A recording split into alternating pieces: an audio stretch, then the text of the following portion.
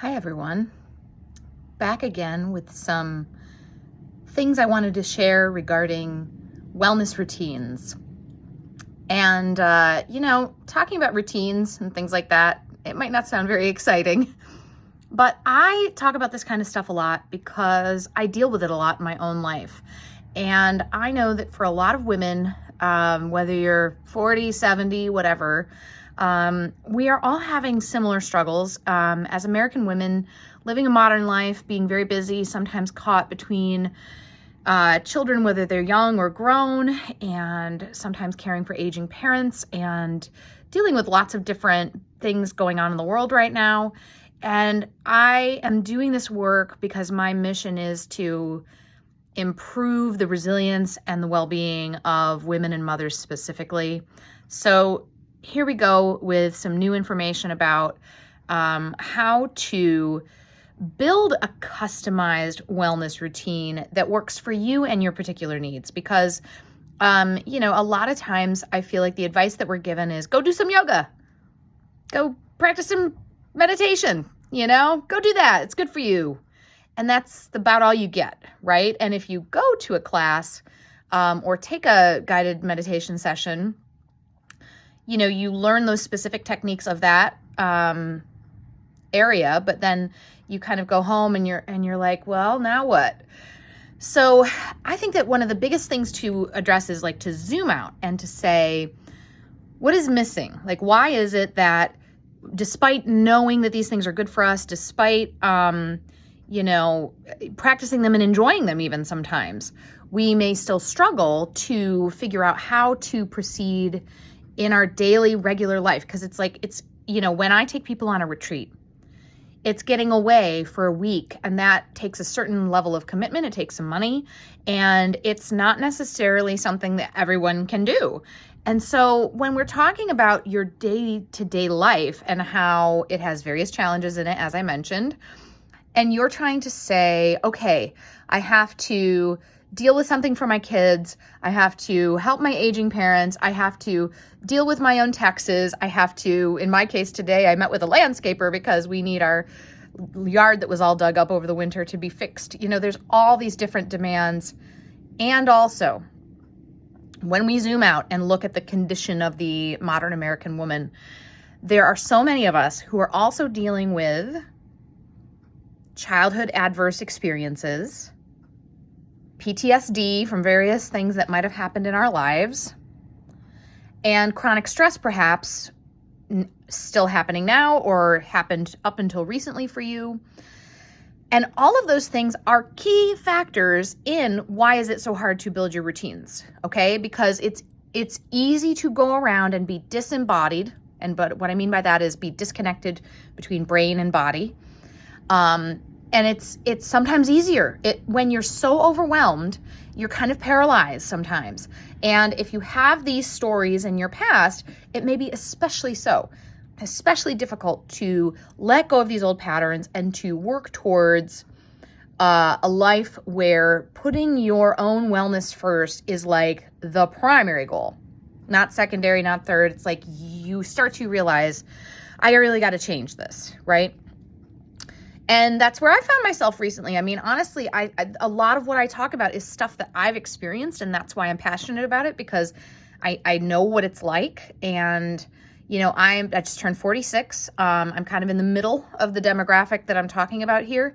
And, I am a person who has a young child, which is a little unusual for someone of my age, but not as unusual as it used to be. And so I too find myself stuck between these things. So when I am struggling with this, to sort of bounce off of the article I wrote on Medium about this kind of in more depth, there are a couple of things that I need to do in order to just start, to just do something, whether we're talking about wellness routines, making art, etc. I have to recognize that I have a streak of perfectionism a mile wide, and it's wonderful in a way because it makes me want to create amazing things. It makes me want to do really cool events. It makes me want to impress people with how cool something is or how meaningful or how, smart I am or whatever.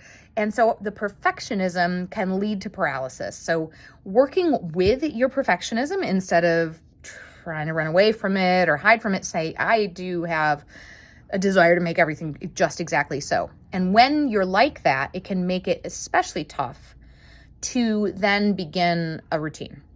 So you can sort of say to the perfectionist part of yourself, okay, I know you're there. I hear you. You want a really nice setup for if you're going to do meditation. You want just the right spot. Well, you know what? One of my mentors and friends and colleagues, Catherine Yanucci, has led some retreats with me, and she's fantastic. She's an Ayurvedic clinician and a yoga teacher of many years.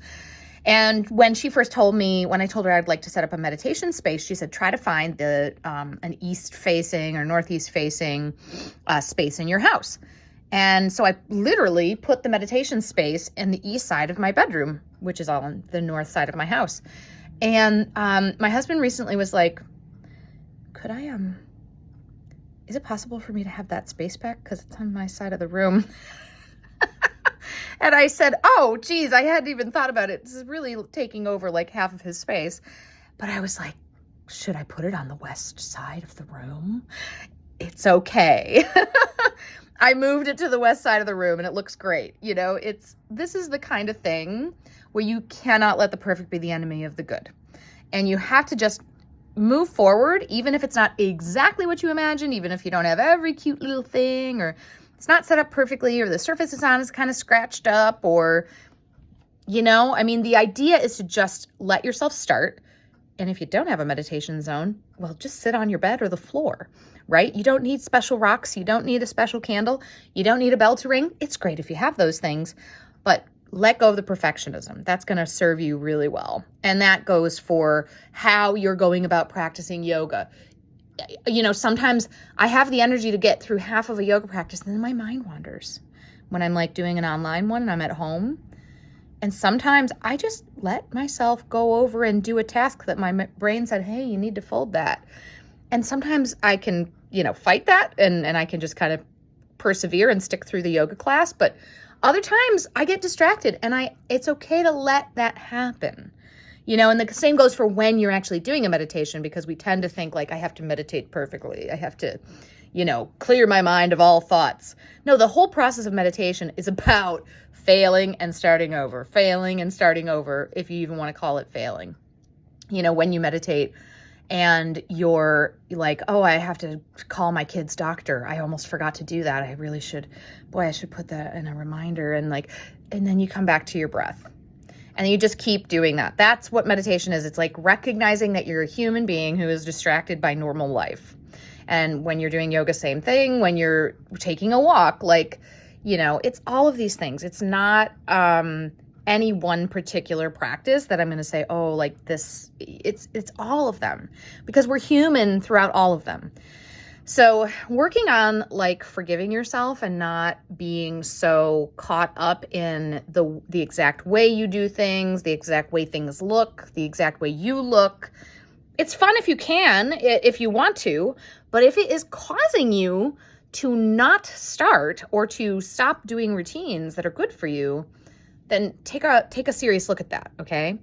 The other thing is, when I've talked in the past about building a village being really hard, it can be very hard, and there are ways to make it easier. So one of the best tips that I have for you is work low-hanging fruit, right? Work with what you got. So undoubtedly, you're a part of a community, whether you intended to be or not. You might be a part of a school community. You might be a part of a church community. You might be a part of a neighborhood. You might be a part of a cultural organization or community organization. Within those, you're going to find people who you resonate with. And for the introverts among us, that can be a little bit harder. It might take a little kind of real effort and discomfort to reach out to people. But, there are people all around us, especially those who are older than us, especially if we have children.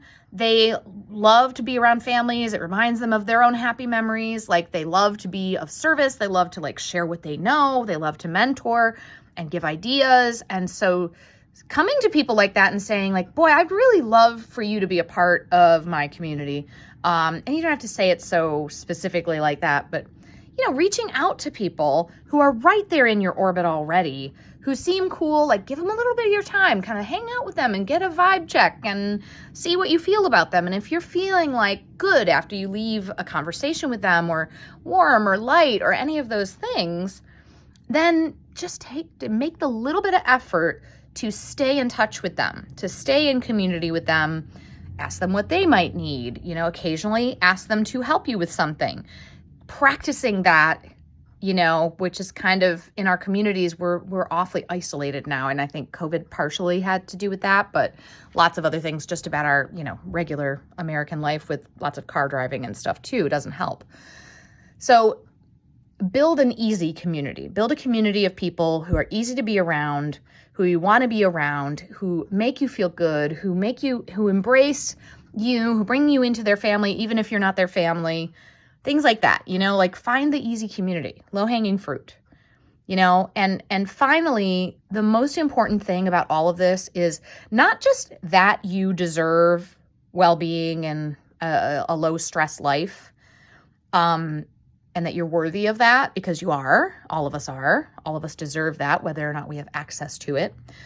But that you need it. It's a must, right? No matter who you might be caring for or things you might be responsible for in your life, your job, your relationships,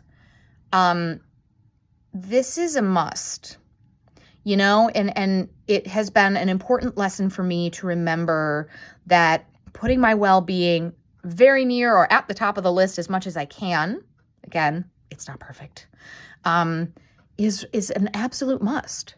We see the elderly women in our communities, our moms, our grandmothers, who did not do this and who have been resentful, angry, frustrated, filled with rage, and yet they can't express it, right?